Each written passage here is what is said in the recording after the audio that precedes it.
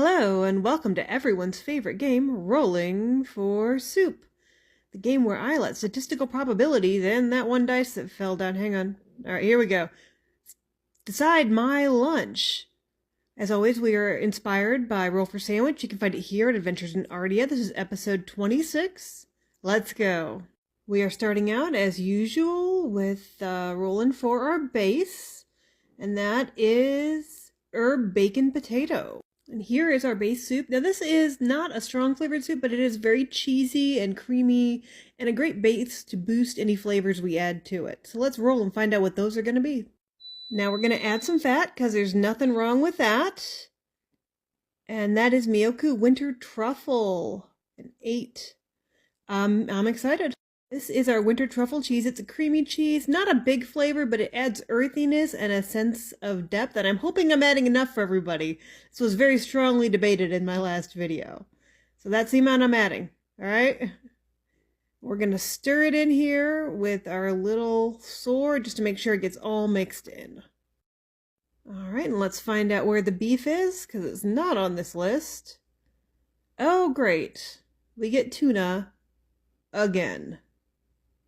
Okay, so here's what's left of the tuna we used on Tuesday.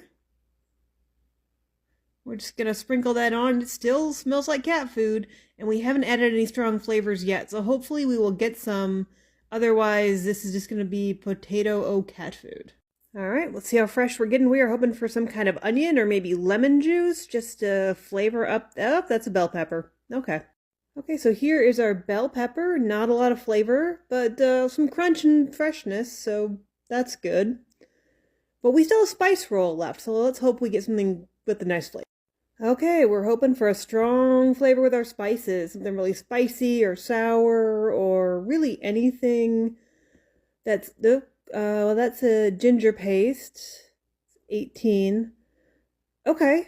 So here's our ginger paste. Now, no one can say ginger is not a strong flavor, although I can't ever think of a time when I've heard of it being paired with tuna fish, and there's probably a reason for that, but we're going to give it a good couple of dollops and just kind of hope that we get some good coverage there.